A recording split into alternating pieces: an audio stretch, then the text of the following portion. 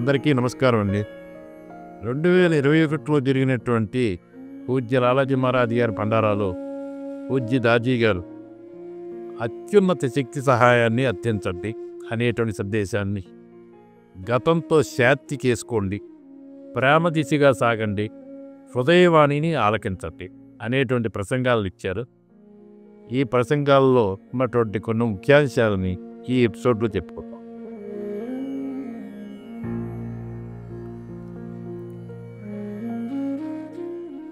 बसंत message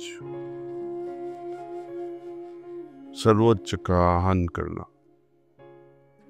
మనం రోజు ఎన్నో మంచి పనులు చేయాలని తీర్మానించుకుంటాం, అయినా విఫలమవుతూ ఉంటాం. అలాగే మనలోని నకారాత్మక వైఖరులను, ప్రవృత్తులను శాశ్వతంగా పోగొట్టుకోవాలని అనుకుంటాం, అయినా పోగొట్టుకోలేము. ఇలా మన లక్ష్యాల్ని మనం సాధించకుండా ఆపేది ఏమిటి అని ప్రశ్నిస్తూ దాజీ మహాభారతంలో దుర్యోధనుడు చెప్పిన మాటల్ని ప్రస్తావించారు. దుర్యోధనుడు ఇలా అంటాడు: నాకు ధర్మం ఏమిటో తెలుసు, కానీ నేను దాన్ని నిర్వర్తించలేను. అధర్మం ఏమిటో కూడా తెలుసు, కానీ నేను దాన్ని నివారించలేను. మనందరిలో బలంగా ఈ దుర్యోధన ఆక్రందన ఉందని దాని గురించి ఆలోచించాలని అన్నారు దాజీ. అంటే మన ఆధ్యాత్మిక భవిష్యత్తు మనలో లోతుగా నాటుకుపోయిన ప్రవృత్తుల్ని అధిగమించగలిగే సమర్థతపైనే ఆధారపడి ఉందన్నమాట. పోనీ వ్యక్తిగతంగా సమర్థత మనకుందా? ఒక్కోసారి మనల్ని మనం మార్చుకునే ప్రయత్నంలో ఇప్పటికే చిక్కుకున్న వలలోని ఉచ్చులు మరింత బిగుసుకుపోతూ ఉంటాయి. మన ప్రవృత్తుల నుండి విడిపించుకునే ప్రయత్నంలో వాటిల్లో మరింతగా చిక్కుకుపోతూ ఉంటాం. ఫలితంగా అవి మరింత బలపడడం జరుగుతుంది. ఐన్స్టీన్ చెప్పినట్లుగా మనం సమస్యలు సృష్టించుకున్న ఆలోచన విధానాన్నే వాటిని పరిష్కరించడానికి ఉపయోగించకూడదు అంటారు దాజీ. మనలో ఉన్న జటిల ప్రవృత్తులను తొలగించడానికి మన కృషి సరిపోకపోవడమే కాదు, మనకు విరుద్ధంగా కూడా పనిచేస్తుందంటారు. మరి దీనికి పరిష్కారం ఏమిటి? అందుకు మనకు మరింత ఉన్నత శక్తి యొక్క సహాయం అవసరం. కనుక అత్యున్నత శక్తి సహాయాన్ని అర్థించాలి. మన క్లీనింగ్ ప్రక్రియ సామర్థ్యం సంస్కారాలను తొలగించడంలో అపూర్వమే. కానీ ఆ సంస్కారాలలో నుండి పుట్టి మన అలవాట్లుగా మారిన ఆలోచన విధానాలని, అలాగే ప్రవర్తనకు సంబంధించిన ప్రవృత్తులను తొలగించడంలో ఆ ప్రక్రియ సరిపోదు. నదిలో సంస్కారాలనే అలలను తొలగించిన అలవాట్లు, ప్రవృత్తులు అనే నది అడుగు భాగం అలాగే ఉంటుంది. వర్షం పడితే ఆ నది అడుగు భాగంపై మళ్ళీ నీరు ఎలా ప్రవహిస్తుందో, మొట్టమొదట సంస్కారాలు ఏర్పడినప్పటి పరిస్థితులు మళ్ళీ ఎదురైనప్పుడు నిద్రాణంగా ఉన్న ప్రవృత్తులు పైకి వచ్చి మళ్ళీ ఆ సంస్కారాలను సృష్టిస్తాయని, అందుకే బాబూజీ ఆ నది అడుగు భాగాన్ని ధ్వంసం చేయాలంటారని దాజీ అన్నారు. ధ్యానంలో మనం పొందే ఆధ్యాత్మిక స్థితులకు మాస్టర్ పట్ల కృతజ్ఞతతో ప్రతిస్పందిస్తాం. ఆ క్రమంలో మనలో భక్తుని స్థానం ఏర్పడి ఆయన యొక్క నిజస్మరణ ప్రారంభమవుతుంది. తనకిష్టమైనది మాస్టర్ ముందు ఉంచే స్వేచ్ఛ భక్తునికి ఉంటుందని బాబూజీ అన్నారు. అలా మాస్టర్తో ఏర్పడిన భాగస్వామ్యంతో మనలోని ప్రవృత్తులను తొలగించుకోగలమని అంటారు దాజీ. అయితే వాటిని మాస్టర్ ముందు ఉంచడానికి అవేమిటో మన ఎరుకలో ఉండాలి.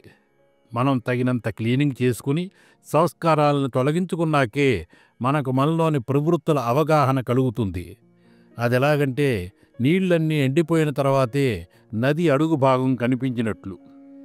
ప్రవృత్తుల అవగాహన కలిగాక అప్పుడు మనం వాటిని శరణాగతి భావంతో, వినమ్రతతో, ఎటువంటి కోరిక లేకుండా, ఏ విచారము లేకుండా మాస్టర్కి సమర్పించాలి. అట్టి శరణాగతి క్షణాల్లోనే దైవశక్తి మనలోనికి ప్రవహించి మన లోతుల్లో ఉండే ప్రవృత్తులను తొలగిస్తుందంటారు దాజీ. ట్రావెల్ లైట్ అంటారు బాబూజీ. అంటే ప్రయాణికుడు రైల్లో వెళ్ళేటప్పుడు తన బరువైన సామాన్లను రైల్వే గార్డుకి అప్పగించి ప్రయాణించినట్లు మన ప్రవృత్తుల భారాన్ని మాస్టర్కి అప్పగించి నిశ్చింతగా యాత్రలో ముందుకు సాగాలంటారు దాజీ.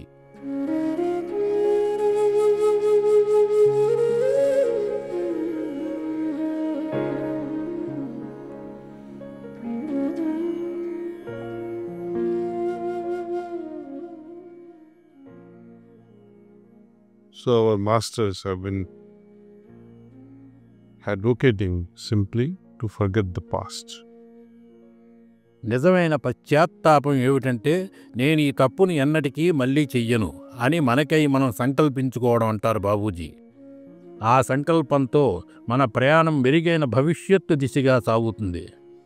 గతం తాలూకు భావోద్వేగాలతో యుద్ధం చేయకుండా ఆ సంకెళ్ల నుండి మనల్ని మనం విముక్తపరుచుకోవాలి.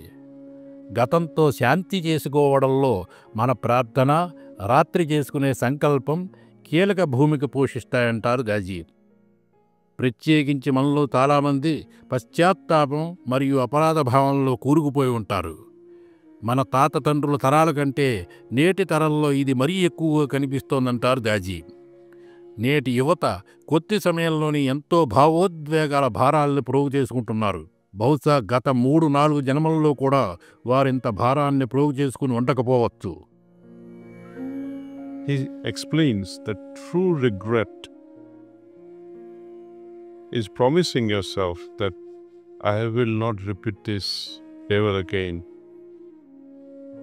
ఈ భారం నుండి విముక్తి పొందడం అంత సులభం కాదు. అందుకు నిజాయితీ, ప్రామాణికత అవసరం. నేను నా భావి జీవితాన్ని మెరుగుపరుచుకోవాలనుకుంటున్నాను, ఇకపై ఇలా జరగనీయను అని దృఢ సంకల్పం చేసుకోవాలి. అప్పుడే పైనుండి సహాయం అందుతుంది. అలా కాక ఈ తీర్మానాలతో ఆట్లాడుకుంటే మాత్రం ఏ సహాయమూ అందదు. మాస్టర్ నుండి సహాయం అందాలంటే గతం ఎలాంటిదైనప్పటికీ ఇకపై గతం జోలికి వెళ్ళనని సంకల్పించుకోవాలి. చాలామంది నిద్ర పట్టడం లేదనో, బీపీ ఎక్కువగా ఉందనో, ఆందోళనగా ఉందనో, ఒత్తిడిగా ఉందనో, వ్యాపారంలో నష్టం జరిగిందనో ఇలా రకరకాల కారణాలతో ఈ సంస్థలో చేరుతూ ఉంటారు. చాలా కొద్దిమంది మాత్రమే అష్టావక్రుడు జనకునితో చెప్పిన 3 ఆకాంక్షలు అంటే ముక్తి, అత్యుత్తమ జ్ఞానం మరియు బంధ విముక్తి కోసం చేరతారు. ఈ 3 ఆకాంక్షలు పరస్పర సంబంధం కలిగినవే. ఆచరణ విషయానికి వస్తే ఈ 3 అర్థం ఒకటే. అష్టావక్రుని స్థానంలో బాబూజీ ఉండి ఉంటే క్రమం తప్పకుండా ధ్యానం, నిర్మలీకరణ, ప్రార్థన చేసుకుంటే అవి ఆటోమేటిక్గా అలవడతాయని చెప్పి ఉండేవారంటారు దాజీ. మనకు హృదయం ఎన్నో విషయాల్ని, ముఖ్యంగా ఏది చేయకూడదో దాన్ని తెలియజేస్తుంది. కానీ మనం ఏం చేస్తాం? నోరు మొయ్యి, నీ మాట మరోసారి వింటాంలే అంటాం. మనం హృదయాన్ని వినడం మానేసిన ప్రతిసారి జీవితంలో మనం సంక్షోభాన్ని ఎదుర్కొంటాం. అలాగే హృదయాన్ని విన్నప్పుడు ఫలితాలు చక్కగా మనం విచారించవలసిన అవసరం లేకుండా ఉంటాయంటారు Daaji. When Lord Krishna says, Kanmanyavadikaraste ma phalesu kadachanam, you are right upon your action but not on your fruits. మన జీవనానికి అవసరమైన ఫలితాల కోసమే కదా మనం కర్మలు చేస్తున్నాం.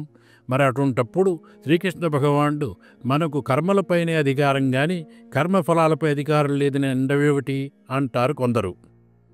అది ఆ బోధన్ని అపార్థం చేసుకోవడమే అన్నారు దాజీ. శ్రీకృష్ణుడు చెప్పింది ఆధ్యాత్మికతకు సంబంధించింది. భౌతిక జీవనంలో చేసినది ఏమైనా శ్రమ అవుతుంది, ఫలితం కోసమే శ్రమ. అయితే ఆధ్యాత్మికతలో బ్రహ్మ విద్య గురించి చేసేది కర్మ అవుతుంది. సాక్షాత్కారం, ముక్తి ఇవన్నీ కర్మ అనే వర్గానికి చెందినవి. ప్రార్థన, ధ్యానం, ప్రేమతో ప్రసరింపజేయడం ఇవన్నీ కర్మలే.